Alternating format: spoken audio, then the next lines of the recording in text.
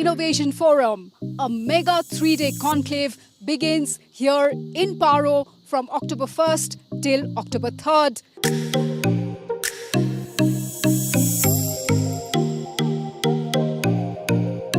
Shaping the future for a new Bhutan.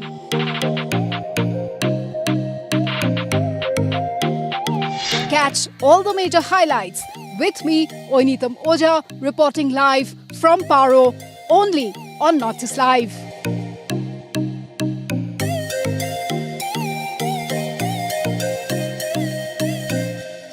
প্রথম pimple তেন্তে কি কৈছে তোমাৰ ইনফ্লুয়েন্সাৰ বহুত কিবা কিবি কিন্তু মোৰ অৰিজিনাল ইনফ্লুয়েন্সাৰ তুমি হে এই না কাৰণে এইটো মোৰ OG এডভাইস ইয়াত আছে 100% naturally derived neem pimples hatorai skin koi tule healthy Himalaya purifying neem face wash pimple or original solution.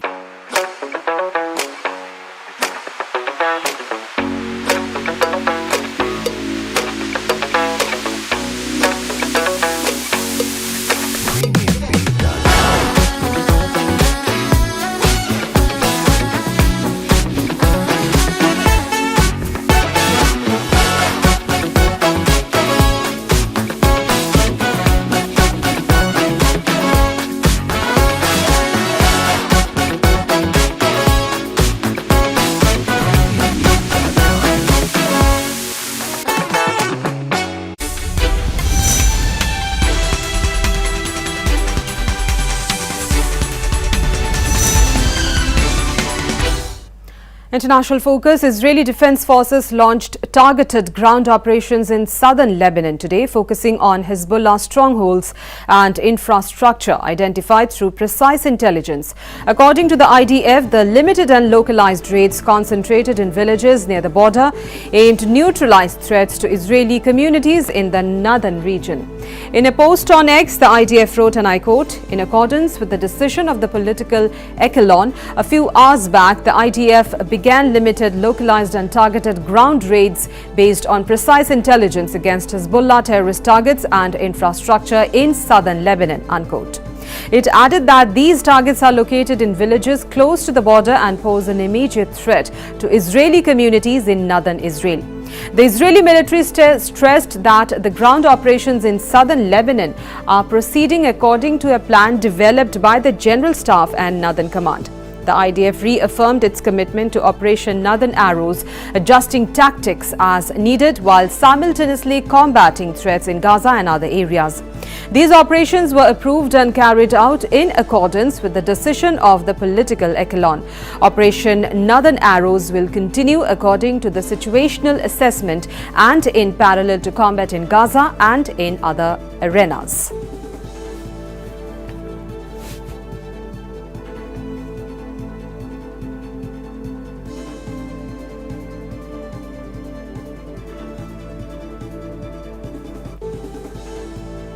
Meanwhile, Hezbollah's deputy leader Naim Qassem, in his first public address since Israel assassinated the group's chief Hassan Nasrallah last week, said the militant group is ready to confront any Israeli ground invasion of Lebanon.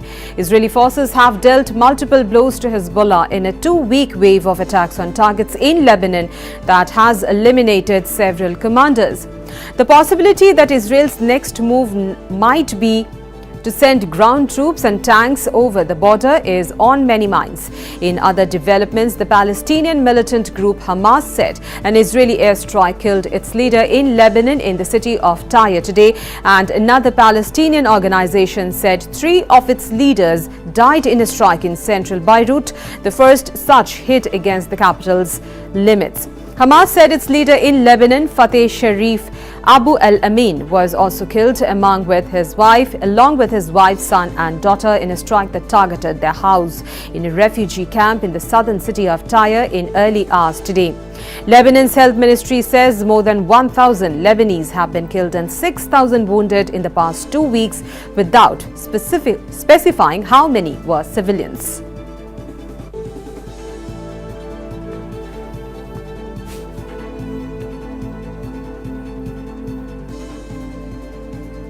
Meanwhile, Israeli Prime Minister Benjamin Netanyahu today directly appealed to the Iranian populace, emphasizing their plight under the current regime and advocating for a future of peace and cooperation between Israel and Iran. Netanyahu criticized the Iranian regime on its focus on external conflicts. The Israeli Prime Minister said that when the day of Iranian independence comes, the terror network that the regime built in 5 continents will be bankrupt and dismantled. Netanyahu concluded by expressing hope for a liberated Iran, asserting that peace between the Jewish and Persian people is possible, adding Israel's stance with Iran. I speak a lot about the leaders of Iran, yet at this pivotal moment, I want to address you, the people of Iran. There is nowhere in the Middle East Israel cannot reach. There is nowhere we will not go to protect our people and protect our country. With every passing moment, the regime is bringing you, the noble Persian people, closer to the abyss. But you know one simple thing. Iran's tyrants don't care about your future, but you do. When Iran is finally free, and that moment will come a lot sooner than people think, don't let a small group of fanatic theocrats crush your hopes and your dreams. You deserve better. Your children deserve better. The entire world deserves better.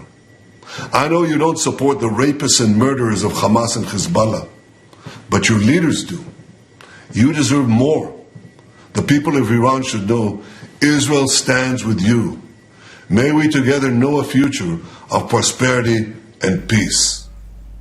And Prime Minister Narendra Modi today spoke to his Israeli counterpart Benjamin Netanyahu over the ongoing conflict in the Middle East. PM Modi expressed his concerns about the escalating tension in West Asia, emphasizing that terrorism has no place in our world.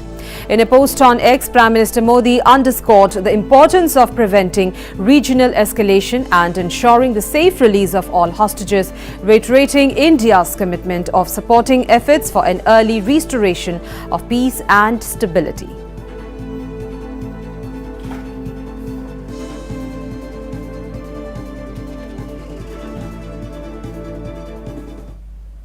In other updates now, crews airlifted emergency food and water into remote North Carolina towns on Monday that were cut off and devastated by Tropical Storm Helene that turned the western part of the state into a post-apocalyptic landscape. Helene was a hurricane when it slammed into the Florida Gulf Coast on Thursday, tearing a destructive path through southeastern states for days on end, ripping up roads, tossing homes about and severing lines of communication. In its wake, hundreds of people were unaccounted for and many were feared dead.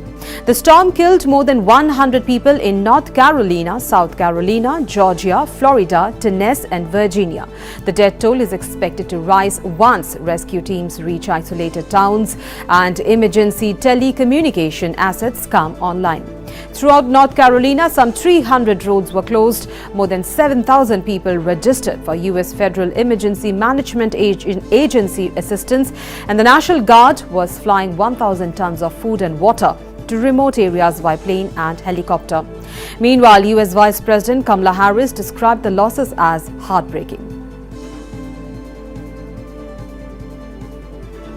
I plan to be on the ground as soon as possible, but as soon as possible without disrupting any emergency response operations, because that must be the highest priority in the first order of business.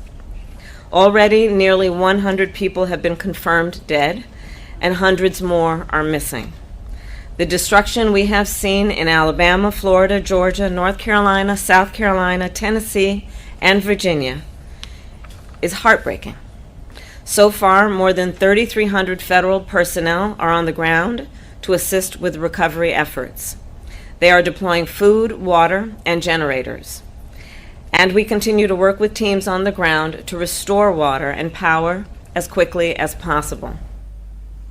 On the national front, final phase of voting has begun across 40 constituencies in Jammu and Kashmir for the third and final phase of the Jammu and Kashmir Assembly polls covering 40 seats across 7 districts, including the winter capital, Jammu. In the final leg of polling, voters from 40 Assembly constituencies, including 24 in Jammu Division and 16 in Kashmir Division, will decide the fate of 415 candidates, including prominent leaders such as former Deputy Chief Minister Tara Chand and Muzaffar Beg.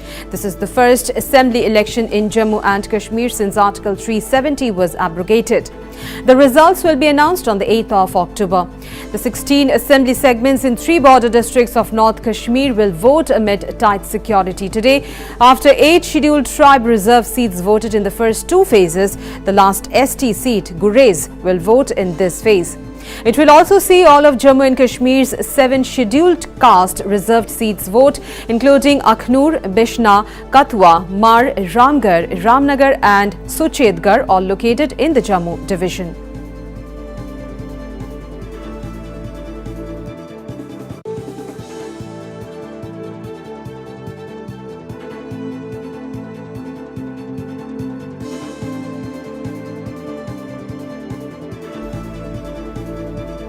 And time now for some sports updates.